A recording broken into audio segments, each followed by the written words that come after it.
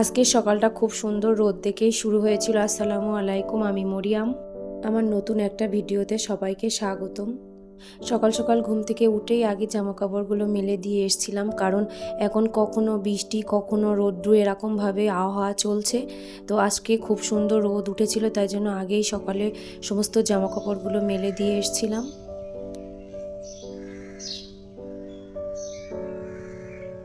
ঘুম থেকে উঠেই যদি এরকম একটা আবহাওয়া দেখা যায় তাহলে তো মনটা এমনিতেই ভালো হয়ে যায়। আপনাদের সঙ্গেও একটু শেয়ার করলাম। এটা কিন্তু একেবারে ফার্স্ট মর্নিং ছিল না, কারণ এর মধ্যে অনেক কাজকাম আমার হয়ে গিয়েছে। তখন বেলা 8টা, সাড়ে 8টা, 9টা এরকম মতো বাজবে। ছাদে দাঁড়িয়ে দাঁড়িয়ে তো সুন্দর ওয়েদার দেখলে আর হবে না, সংসারের সমস্ত কাজকাম পড়ে আছে সেগুলোকেও তো করতে হবে। তো নিচে এসেই আমি সবার আগে ঘরটাকে ঝাড়ু দিয়ে নিলাম। আমার ইনায়া এখনও ঘুমাচ্ছে, সে এখনও ঘুম থেকে ওঠেনি। ইনায়া ঘুম থেকে উঠলেই আমার কাজের গতি স্লো হয়ে যায়, কারণ সে উঠলেই তার নানান বাহানা থাকে, মা এটা দাও, মা এটা করো। ইনায়া এখন একটু একটু বই নিয়েও পড়তে বসতে শিখছে।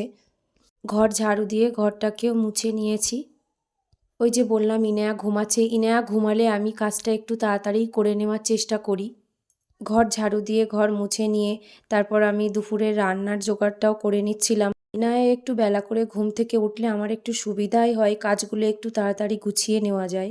আজ দুপুরে রান্না বেশ তেমন কিছুই করব না, শাক দিয়ে চিংড়ি মাছ দিয়ে একটা তরকারি, পটল আলু মাছ দিয়ে একটা তরকারি। আমি খুবই মধ্যবিত্ত ফ্যামিলির মেয়ে এবং মধ্যবিত্ত ফ্যামিলিরই বৌমা। সংসারের সমস্ত কাজ আমাকে একাই করতে হয়। আমার শাশুড়ি মা অসুস্থ, তেমন কিছু করে দিতে পারেন না, তবে তরকারিটা তিনি আগে কুটে দিতেন। এখন তিনি চোখ অপারেশন করেছে, তাই জন্য তরকারিটা আমাকে আর কুটে দিতে পারছেন না এখন। তবে সে করে দিক বা না দিক আমাকে তো করতেই হবে। মেয়েদের জীবনে কত পরিবর্তন আসে। বিয়ের আগে যখন আম্মা একটু তরকারি কুটে দিতে বলতো তখন বলতাম হাতে কালো দাগ পড়ে যাবে, আমি করব না। কিন্তু এখন দেখো, কেউ বলুক বা না বলুক, সময় মতো সব কিছু করে নিই। মেয়েদের জীবনে ম্যাচুরিটি মনে হয় এরকমভাবেই আসে, কাউকে কিছু বলে দিতে হয় না, সে নিজে নিজেই সব কিছু সময়ের সঙ্গে সঙ্গে বুঝে যায়।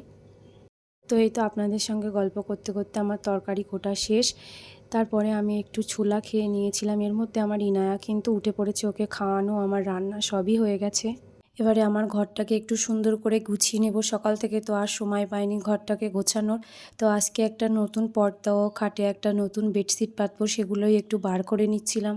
ঘরটা সুন্দরভাবে গোছানো পরিপাটি থাকলে যেন মনটা এমনিতেই ভালো হয়ে যায়। ঘরটা দেখলে যেন চোখেরই একটা আলাদা শান্তি লাগে।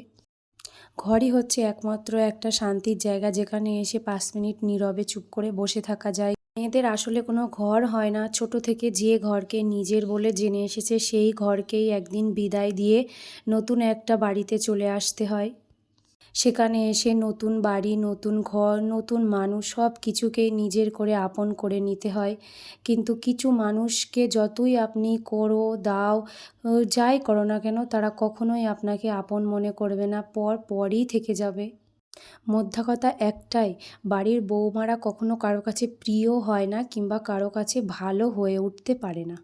তবে সব ক্ষেত্রে এক নয়, এখন জেনারেশান বদলেছে। এখন শাশুড়ি বৌমা একসঙ্গে থাকছে, শাশুড়ি বৌমা একসঙ্গে কন্টেন্ট ক্রিয়েট করছে, যুগটা বদলেছে। তবে কিছু মানুষ এই আগের জেনারেশানেই পড়ে আছে, তারা নিজেদেরকে আর পরিবর্তন করবে না বলে নিজেরা ঠিক করে নিয়েছে। আমার পর্দাটা খাটানো হয়ে গিয়েছে। এদিকে আমার ইনায়া বারবার এসে দেখছে আম্মু কী করছে, আর ও বলছে আম্মু গোসল করব গোসল করব, কারণ গোসলেরও সময় হয়ে এসেছিল। ও একটু 12টা 11টা বাজলেই তার জন্য ব্যস্ত হয়ে পড়ে। এখন তো প্রচণ্ড রকমের গরম পড়ছে। এবারে আমি বেডশিটটাকেও পেতে নেব।